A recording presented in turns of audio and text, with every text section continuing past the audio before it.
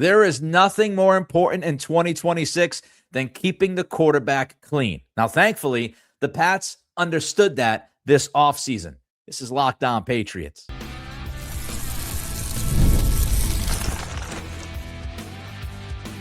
You are Locked On Patriots, your daily New England Patriots podcast. Part of the Locked On Podcast Network, your team every day.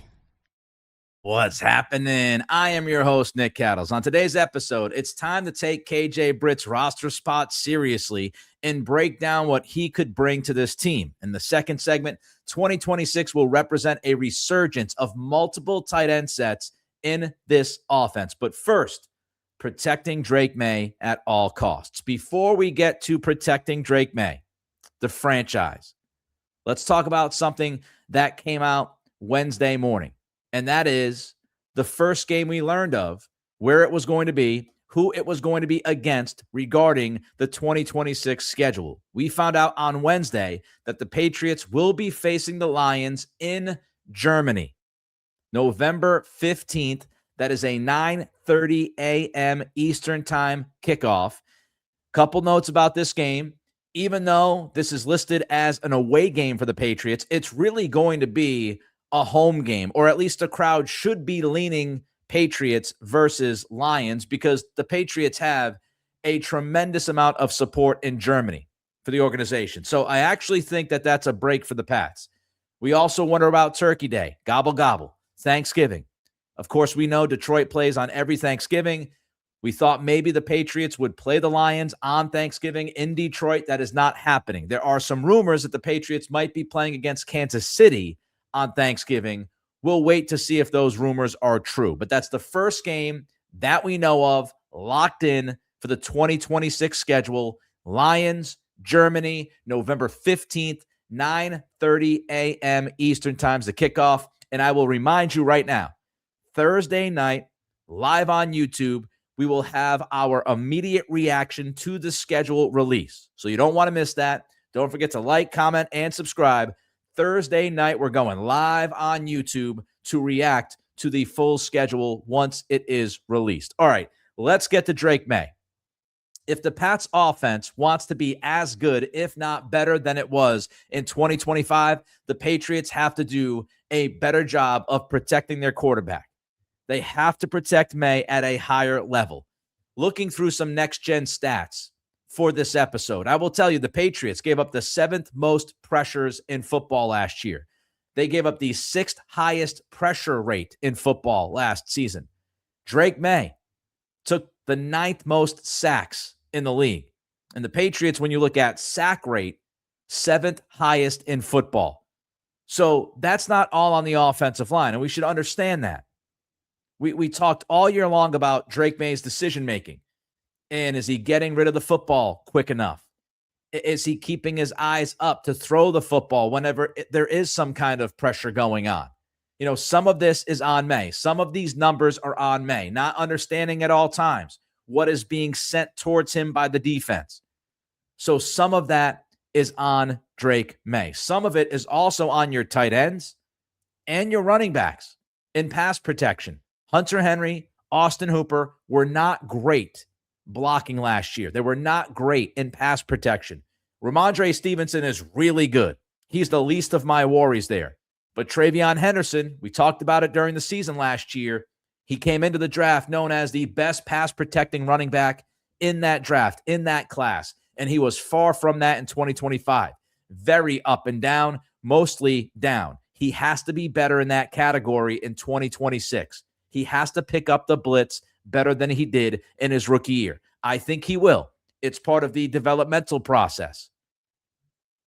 But the Patriots, they're putting all these pieces together, and they had to look at this and say, one of our top priorities is to make sure that we can protect our quarterback, because we did not do a good enough job of that last year. It was better, if not much better than 2024. It was better than 2023. The eye test would tell us that, but it still wasn't great. And yes, that inherent development from your quarterback should help as well. Now, when you look at Drake Maye, when the Patriots actually had a clean pocket for their quarterback last year, There was nobody better in the league than Drake Maye. Warren Sharp posted this a couple weeks ago. Drake Maye in 2025 was first in the entire league in early down EPA per pass attempt. He was the best quarterback in football on early downs. When you look at expected points added per pass attempt, and that's when there was a clean pocket. So you have a clean pocket. Maye was the best quarterback in football, EPA throwing it on early downs, first and second down. And I think the Patriots, you look at these numbers and you understand. Now, every quarterback is better when you keep the pocket clean, right? I mean, that just really goes without saying. And you should always want to keep the quarterback clean, no matter what the numbers tell you. You don't want him to take hits. You don't want him to take sacks, get pressured, all that stuff. But when you look at Maye, you say, man, he really is one of the best in football when you kept the pocket clean, especially on early downs. And we know we went through all the stats last year. Drake Maye was great on third down. He was great even with some pressure. But keeping the pocket clean, you are going to get the best Maye that you can possibly get. And the Patriots, they looked at these numbers. They knew they had to get better. They looked at the pressures. They looked at the pressure rate. They looked at the sacks. They looked at the sack rate. And they made a concerted effort this offseason to make sure that those numbers will be better in 2026. Alijah Vera-Tucker added at left guard. That is going to make your offensive line better. It's going to make your pass protection better. AVT, clearly an upgrade over Jared Wilson at that specific position. You move Jared Wilson to center. I think that will help. When you look at Jared Wilson's numbers last year in the second half of the season, he was pretty darn good protecting the quarterback at left guard. Now back at his natural position, I think he's going to be as good, if not better. Might not happen the first couple weeks of the season, but eventually he will get there. And then the Patriots said, we don't have enough on the offensive line. We need more insurance. We need more at tackle. So they walked into the draft. They traded up for Caleb Lomu. They weren't happy with just Caleb Lomu. They decided to also draft Dametrius Crownover in the 6th round. Loading up at the tackle position. Depth-wise, they have more than enough at that spot now. These are all moves to protect your quarterback. Focusing on the run game also helps protect your quarterback. It helps alleviate that pressure because defenses can't just key on Maye. They can't just key on your passing game. If you have that running threat as part of your offense, now you keep them off balance.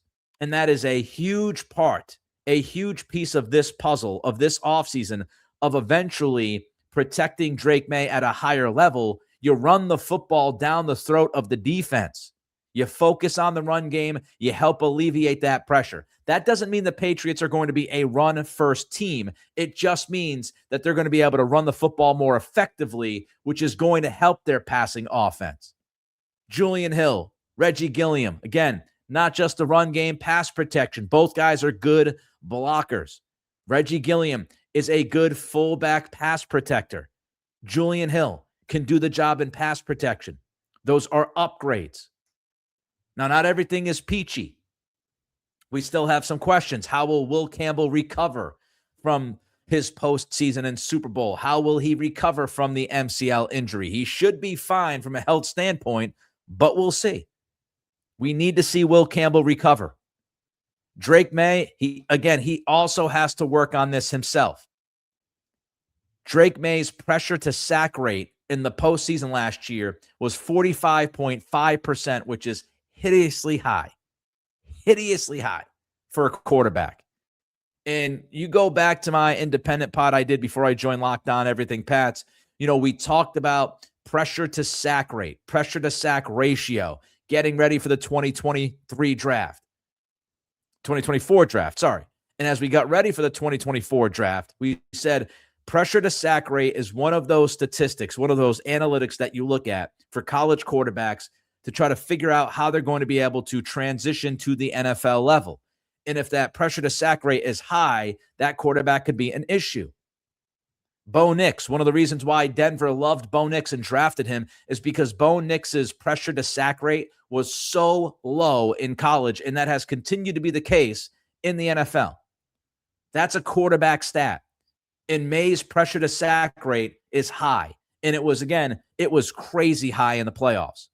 He has to work on that. Get rid of the football. Make quicker decisions. Keep your eyes up. Keep your head up. I also wonder if the Patriots can use more quick game than they did last year, because last season their quick game wasn't great. Their screen offense was not very good. And I would just have to imagine they have been working on these things scheme-wise in the offseason. And when they hit the field and we see training camp, you will see an effort to have a better screen game, a better quick game, get Julian Hill and Reggie Gilliam involved with the run game and all this different stuff, that offensive line up front. Keep Drake Maye clean. If you do that, this offense is going to be even better than it was last year. Coming up, we think the Pats are about to go big more often this season. This is Locked On Patriots, part of the Locked On Podcast Network, now the #1 sports podcast network, your team every day. We can stream anything, order food in minutes, do everything from our phones, and somehow buying tickets to live events still feels way harder than it should be. Long lines, confusing checkout, prices jumping at the last second. It shouldn't be that complicated. That's why there's Game Time. Gives fans the advantage. It makes getting tickets fast and simple. And looking at tickets for an upcoming game takes minutes to find great options. You see the full price up front, no surprise fees at checkout. The seat views are huge. You can check your exact view before you buy. Take the guesswork out of buying tickets to every type of event with Game Time. It's summertime. Check out a concert. Download the Game Time app, create an account, and use code LOCKEDON for $20 off your first purchase. Terms apply. Again, you want to create an account and redeem this code, LOCKEDON, for $20 off. Download the Game Time app today. Support for today's episode comes from Square, the system that helps fix one of the biggest headaches in running a business. Starting a business is exciting, but actually running it, that's where things can get complicated fast. Payments, inventory, staff, scheduling, online orders. It's a lot to manage. That's why Square brings everything together into one connected system. Square helps you take payments, track sales, manage inventory, and keep your business running smoothly without juggling a bunch of disconnected tools.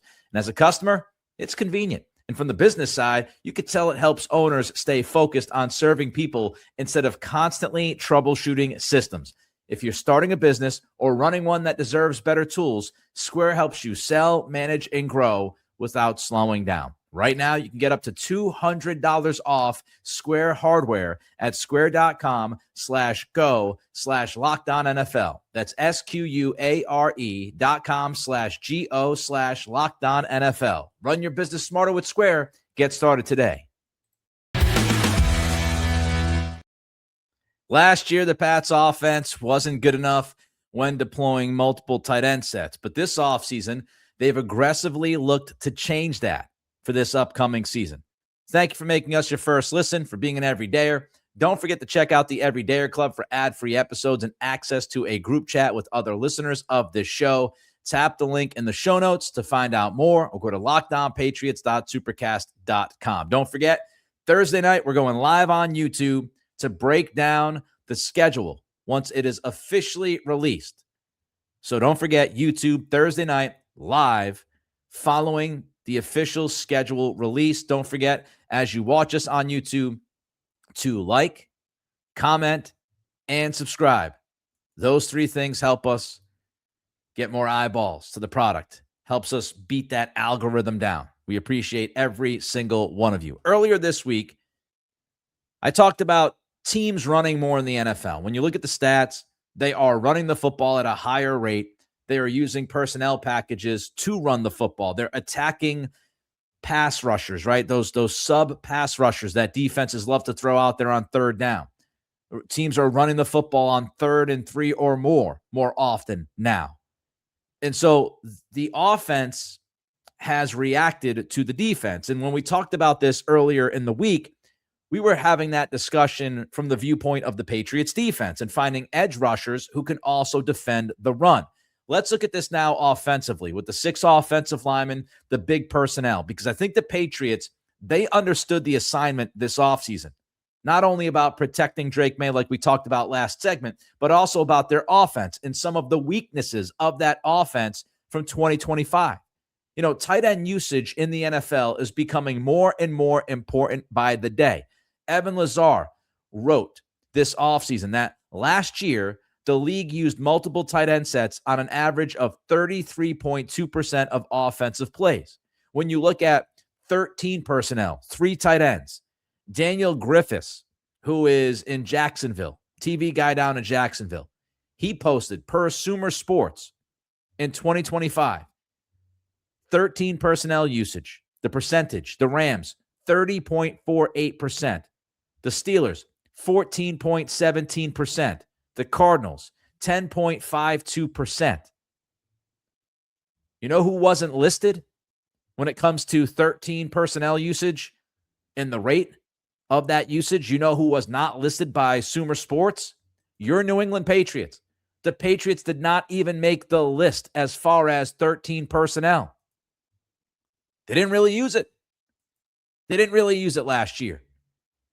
And so when you look at an offense, you look at Sean McVay, you think, okay, the LA Rams running 13 personnel 30.48% of the time, which was much more than double the percentage of the team in second place, which, again, were the Steelers at 14.17. You scratch your head and you say, hey, maybe the Rams are onto something. And we're not going to go, heavy 13 personnel and play at 30, 31% of the time. But we need to have that in our bag. We need to have the ability to play 3 tight ends. We need to be able to roll that 13 personnel out there. Now, as far as the 12 personnel, which is 2 tight end sets, the Patriots, well below average, 19.35%, which was 19th in the NFL. The league average was well over 22%. So not only did the Patriots not throw 13 personnel out there, they also were below average when it came to playing 2 tight end sets in their personnel groupings. Again, 19.35%, which was 19th in the NFL. So here's my message to all of you. Get ready. Get ready for more 12 personnel and get ready for, I think, at least some 13 personnel. Now, is that going to be 2%, 5%, 10%? I don't know.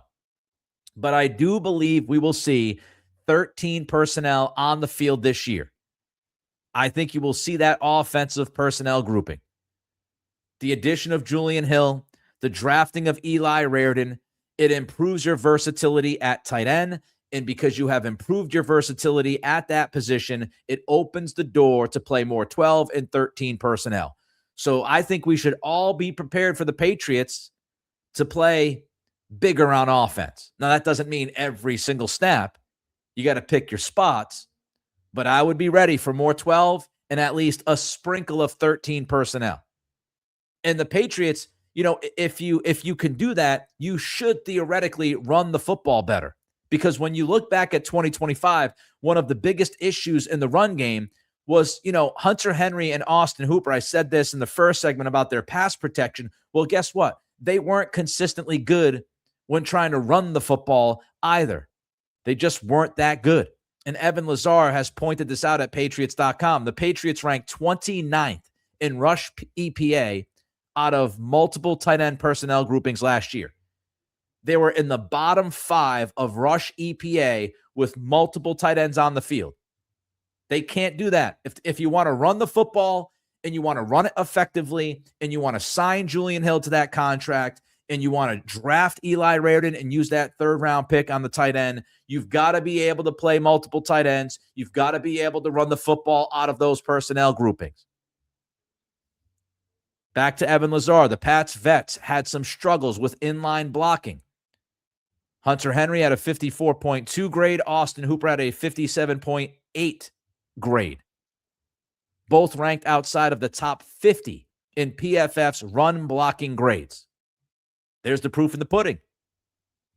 Henry, Hooper, both outside the top 50 when it came to run blocking grades from PFF.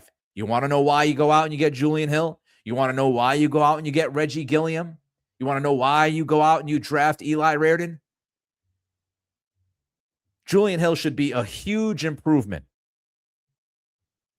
from what we saw last year with Henry and Hooper. My expectation is for Raridon, as I've discussed, to continue to improve as a blocker. He's not bad. I think he's pretty good. I think he'll get better. And the hope is with Hunter Henry, the less you use him as that run blocking tight end, the less you use him when you use him in that role, he will be better. And man, oh man, I'll tell you, can you have some real fun with Reggie Gilliam? Because even though he's listed as a fullback, he can cosplay at tight end sometimes. So I think that you can diversify your portfolio when it comes to your offense and being able to go big with your personnel. And I think that will make the Patriots offense multiple. I think it will make your run offense better. And I think it will also make your passing offense better because not only, as we talked about in the last segment, it alleviates the pressure from Drake Maye when you can run the football. Run can set up the pass, as we've always said. Play action, down the seam, all that stuff. And the Patriots now have some of that personnel that they need to get that done. Coming up, KJ Britt's importance has grown exponentially over the last 3 weeks, and it's time to do a deeper dive on what he brings. This is Locked On Patriots, part of the Locked On Podcast Network, your team every day. If you've ever opened your bank account and thought, where did all the money go? You're not alone. Keeping track of subscriptions, spending, and bills, it can get overwhelming fast. That's where Rocket Money comes in, helping you take control of your finances all in one single place. Rocket Money, again, tracks all your subscriptions in one spot and can help cancel the ones you don't need with just a few taps. Rocket Money automatically categorizes your spending so you can actually see where your money is going. Rocket Money, it's a personal finance app that helps find and cancel those unwanted subs, monitors your spending, and helps lower your bills so you can grow your savings. Let Rocket Money help you reach your financial goals faster. It just makes everything feel more organized and gives you a clearer picture of your finances day to day. Go join right now at rocketmoney.com/lockedon. Again, that's rocketmoney.com/lockedon. KJ Britt a few weeks ago was seen as somewhat of a mysterious depth piece. Special teams guy, maybe? Third, fourth linebacker. You go back a month or two ago, he was your fourth or fifth linebacker before you said goodbye to Jelani Tavai and, some other moves that you made, saying goodbye to Marte Mapu. And now the spotlight is on KJ Britt.